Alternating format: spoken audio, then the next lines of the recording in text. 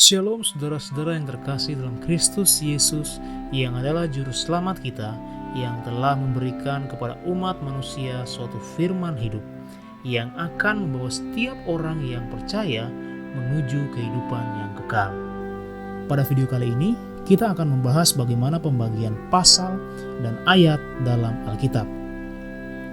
Pada awalnya, baik perjanjian lama maupun perjanjian baru dalam Alkitab belum memiliki nomor pasal dan nomor ayat. Para nabi dan rasul menulis naskah kitab suci tanpa pasal dan ayat. Dalam tradisi Yahudi, mereka tidak membagi naskah Alkitab dalam pasal dan juga ayat. Tetapi kemudian pada sekitar tahun 586 sebelum Masehi terdapat pembagian kitab-kitab Taurat. Hal itu dilakukan untuk mempermudah pembacaannya. Tradisi Yahudi membaginya dalam prasa-prasa yang dibagi untuk pembacaan Taurat mingguan.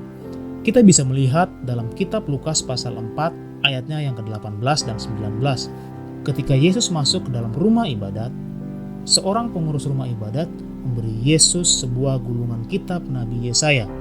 Itu adalah salah satu contoh bagaimana tradisi Yahudi yang membagi kitab-kitab Taurat untuk pembacaan di setiap minggunya. Untuk pembagian pasal dalam Alkitab, kita perlu mengenal nama Stephen Langton. Dia seorang kardinal Inggris dari Gereja Katolik Roma dan seorang uskup agung Canterbury pada tahun 1207 sampai tahun 1228. Kardinal Langton adalah pencetus ide pertama sekaligus pembuat bagian-bagian nomor pasal di dalam Alkitab. Langton menempatkan pembagian pasal pada seluruh kitab-kitab suci pada sekitar tahun 1227 Masehi. Lalu bagaimana dengan pembagian ayatnya? Perjanjian lama, naskah Ibrani dibagi menjadi ayat-ayat oleh seorang rabi Yahudi yang bernama Nathan pada tahun 1448 Masehi. Hal itu diikuti oleh Robert Stephen yang pertama kali membagi ayat-ayat dalam naskah perjanjian baru asli bahasa Yunani pada tahun 1551. Dan kemudian pembagian perjanjian baru menjadi ayat-ayat bernomor standar terjadi pada tahun 1555. Penomoran pasal dan ayat dipelopori oleh Stephen Langton pada sekitar abad ke-13 yang menjadi cikal bakal sistem penyalinan dan juga sistem pembacaan. Berlanjut dengan adikarya dari kalangan Protestan yang turut andil dalam penomoran ayat-ayat dengan hadirnya sosok Robert Stephen. Pada proses salin menyalin dengan sistem penomoran pasal dan ayat yang baru terjadi belakangan sejak abad 13 Masehi itu, terdapat perbedaan pada nomor pasal dan nomor ayatnya. Akan tetapi secara isi tetap sama.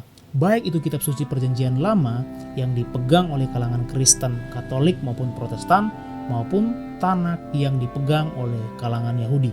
Kita akan melihat pembagian nomor pasal dan ayat dalam Alkitab terjemahan baru versi Lembaga Alkitab Indonesia. Alkitab terdiri dari dua perjanjian, perjanjian lama dan perjanjian baru. Di dalam Alkitab terdapat 66 kitab, 39 kitab terdapat dalam perjanjian lama, dan 27 kitab terdapat dalam perjanjian baru. Alkitab memiliki 1189 pasal, 929 pasal terdapat dalam perjanjian lama, dan 260 pasal terdapat dalam perjanjian baru. Alkitab memiliki 31.171 ayat, 23.214 ayat terdapat dalam perjanjian lama, dan 7.957 ayat terdapat dalam perjanjian baru.